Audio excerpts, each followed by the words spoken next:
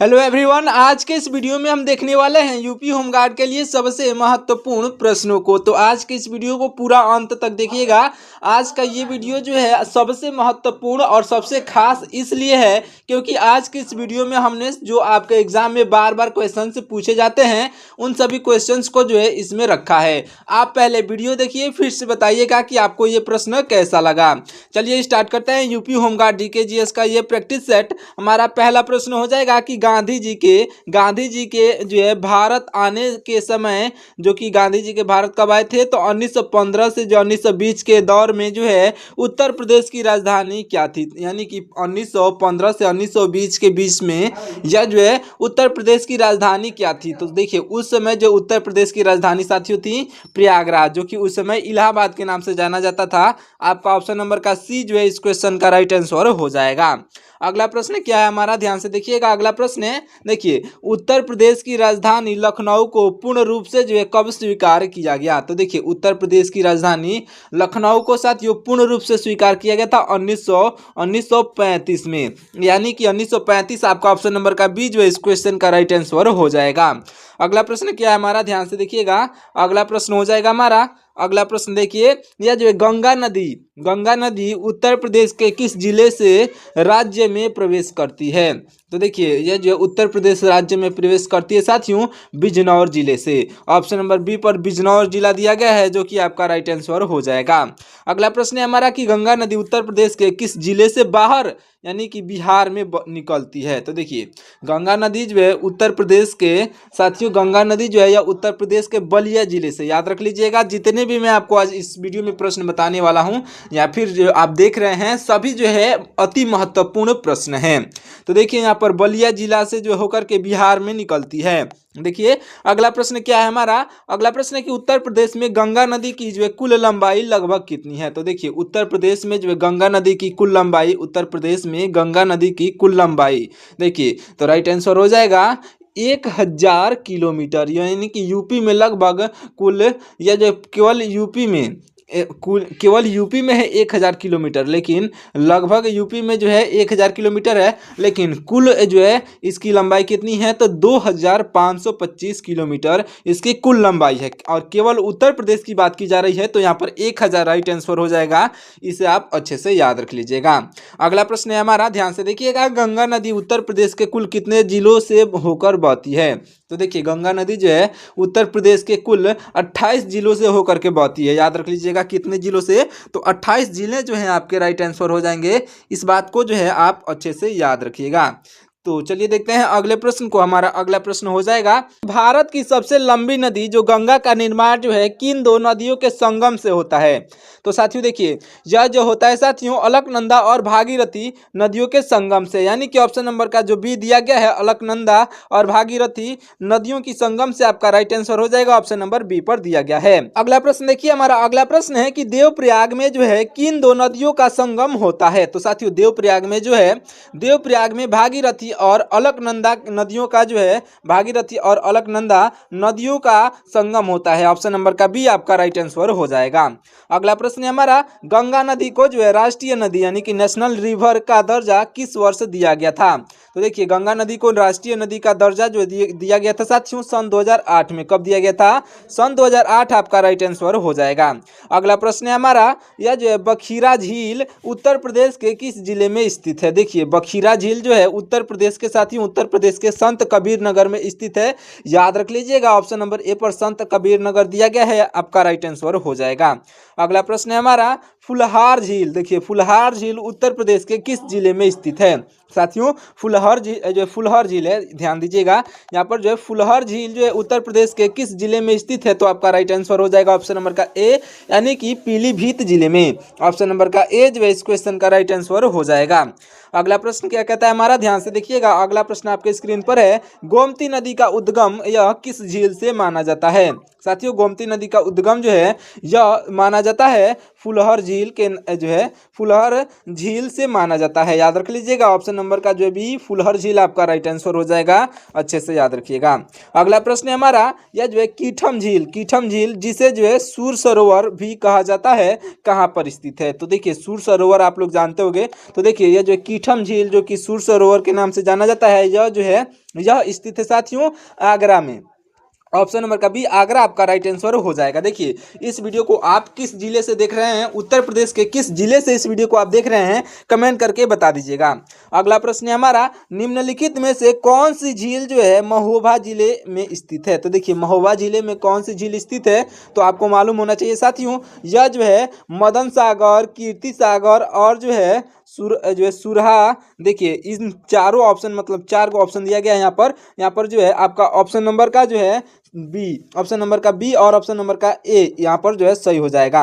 यानी कि इन दोनों को मिलाकर के आपका उपरोक्त दोनों दिया गया है, यानी कि ऊपर का दोनों, यानी कि मदन सागर और कीर्ति सागर जो है यह साथियों यह झील जो है महोबा जिले में स्थित है। इस बात का जो है आपका राइट आंसर हो जाएगा ऑप्शन नंबर का सी। यानी कि यहाँ पर जो है मदन सागर और यह जो है कीर्ति सागर यह जो है दोनों ही स्थित हैं महोबा जिले में। इसको आपको अच्छे से याद रखना है। अगला प्रश्न क्या है हमारा, सुरहा ताल पक्षी विहार उत्तर प्रदेश के किस जिले में है? ये भी वेरी इंपॉर्टेंट क्वेश्चन है। देखिए सुरहा ताल पक्षी विहार जो उत्तर प्रदेश के साथियों उत्तर प्रदेश के बलिया जिले में है। ऑप्शन नंबर का ए आपका बलिया जिला आपका राइट आंसर हो जाएगा। अगला प्रश्न क्या है हमारा, ध्यान से देखिएगा। अगला प्रश्न है कि बद्रीनाथ धाम जो है किस नदी के किनारे स्थित है? साथियों बद्रीनाथ धाम यह जो है यह स्थित है साथियों आपके ऑप्शन नंबर का सी, यानी कि अलकनंदा नदी के किनारे स्थित है। ऑप्शन नंबर का सी अलकनंदा आपका राइट आंसर हो जाएगा। अगला प्रश्न है हमारा, उत्तर प्रदेश में कुल कितने जिले हैं? साथियों उत्तर प्रदेश में कुल जिलों की संख्या जो है यह 75। ये सभी को मालूम होगा, याद रखिएगा। अगला प्रश्न क्या है हमारा, निम्नलिखित में से कौन सा शहर जो है गंगा नदी के किनारे स्थित है? तो देखिए जो गंगा नदी के किनारे जो शहर है इन चारों ऑप्शन में से ही पूछा जा रहा है। तो यहाँ पर प्रतापगढ़ आपका राइट आंसर हो जाएगा, याद रखिएगा प्रतापगढ़ आपका राइट आंसर हो जाएगा। ऑप्शन नंबर डी पर दिया गया है, याद रख लीजिएगा ऑप्शन नंबर का डी प्रतापगढ़ आपका राइट आंसर होगा। अगला प्रश्न क्या है, ध्यान से देखिएगा, वेरी इंपॉर्टेंट क्वेश्चन है, याद रख लीजिएगा। ये क्वेश्चन किसी न किसी शिफ्ट में हर साल पूछा जाता है। तो अगर आपको इसका राइट आंसर मालूम हो तो कमेंट करके बता दीजिएगा। देखिए भारत की सबसे बड़ी आर्द्रभूमि से एक यह बखीरा पक्षी विहार को जो है रामसर साइट कब घोषित किया गया? यह जो है साथियों हाल ही में घोषित किया गया, उसके बाद से आपके एग्जाम में बार बार पूछा जा रहा है। तो आपका राइट आंसर साथियों हो जाएगा, यह घोषित किया गया था सन 2022 में। देखिए फरवरी के जो है 2022 के फरवरी में जो है घोषित किया गया था, यानी कि ऑप्शन नंबर का सी जो है इस क्वेश्चन का राइट आंसर हो जाएगा। अगला प्रश्न हमारा है कि भागीरथी नदी का उद्गम स्थल क्या है? साथियों भागीरथी नदी का उद्गम स्थल जो है यह हो जाएगा आपका राइट आंसर ऑप्शन नंबर का बी, यानी कि गंगोत्री ग्लेशियर। यह जो है गंगोत्री ग्लेशियर जो कि आपका ऑप्शन नंबर बी पर दिया गया है, राइट आंसर हो जाएगा।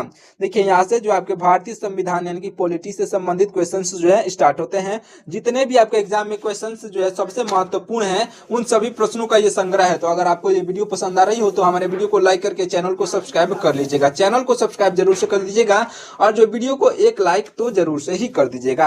हमारा अगला प्रश्न है कि संविधान सभा की प्रारूप समिति के अध्यक्ष कौन थे? तो देखिए संविधान सभा की प्रारूप समिति के अध्यक्ष साथियों यह डॉक्टर भीमराव अंबेडकर थे, याद रख लीजिएगा ऑप्शन नंबर सी पर दिया गया है, डॉक्टर भीमराव अंबेडकर आपके राइट आंसर हो जाएंगे। अगला प्रश्न है कि डॉक्टर BR अंबेडकर यानी कि भीमराव अंबेडकर का पूरा नाम क्या है? तो देखिए यहाँ पर मैंने पहले ही बता दिया, डॉक्टर भीमराव अंबेडकर का जो है पूरा नाम जो है डॉक्टर जो है भीमराव रामजी अंबेडकर है। क्या नाम है इनका? भीमराव रामजी अंबेडकर, जो कि आपके ऑप्शन नंबर यह जो है भीमराव रामजी अंबेडकर जो कि आपका ऑप्शन नंबर जो है यह ए पर दिया गया है, राइट आंसर हो जाएगा। अगला प्रश्न क्या है हमारा, अगला प्रश्न है कि भारतीय संविधान को जो है कब अंगीकृत किया गया?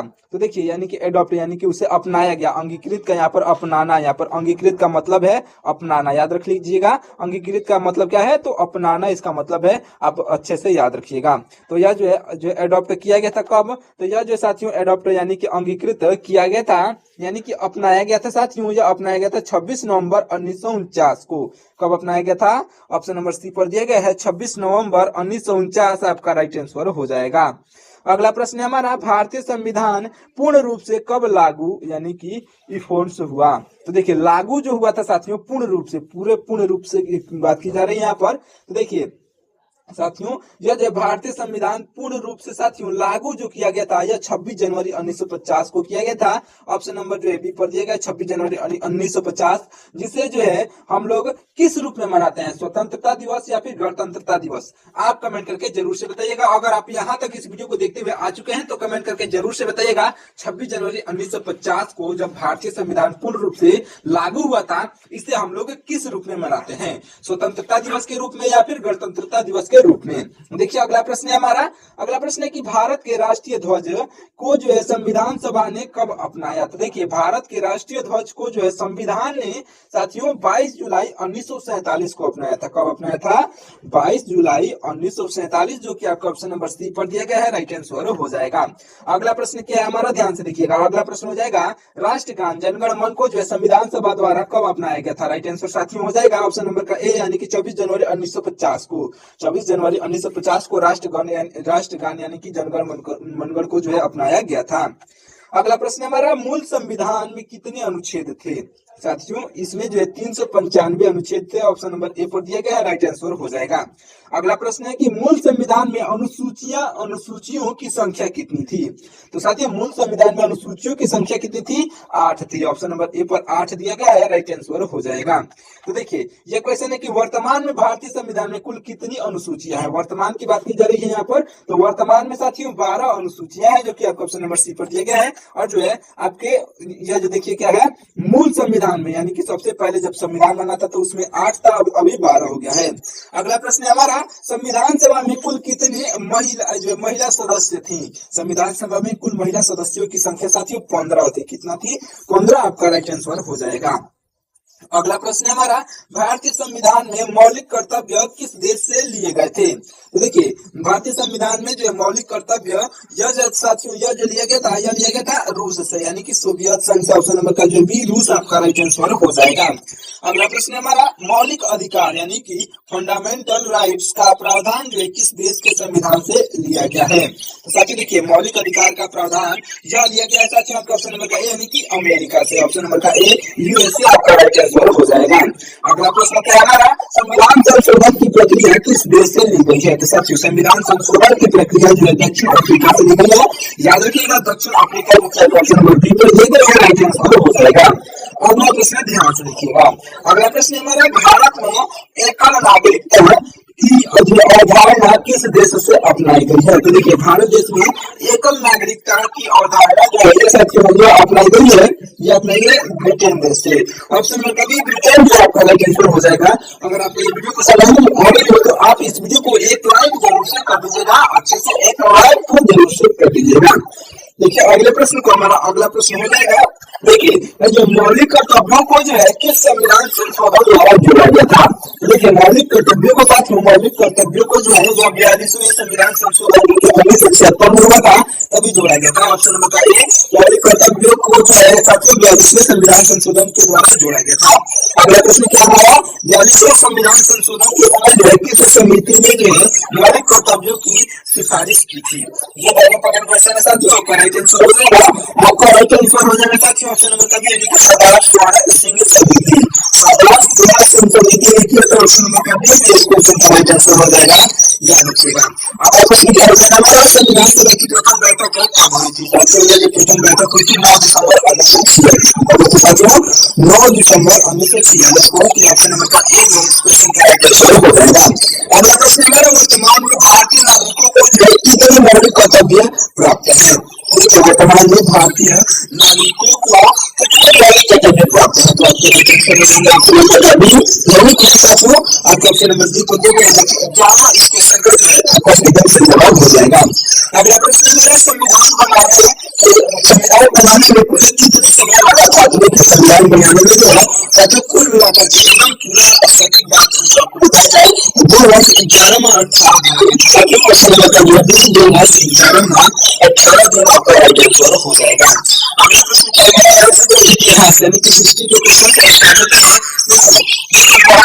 भारत में जो है किस विधान को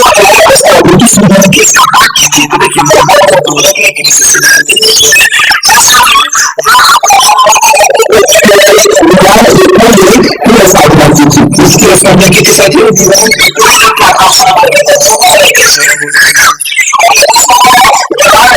संबंध जो है किस छात्र से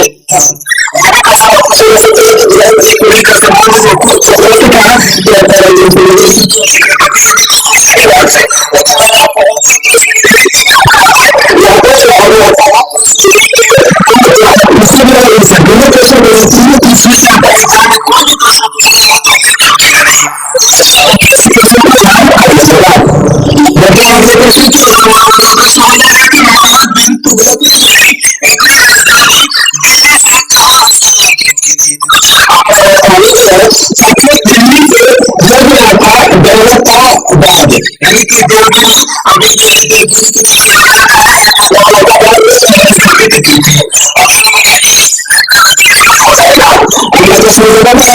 सल्तनत का सुल्तान दिल्ली सल्तनत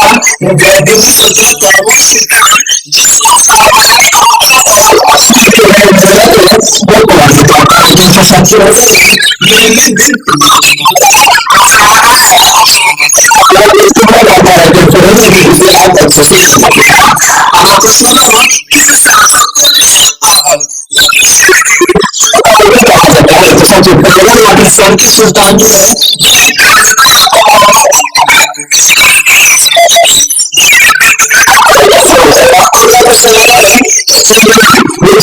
आगरा शहर की स्थापना जो किसने की थी? साथियों आगरा शहर की स्थापना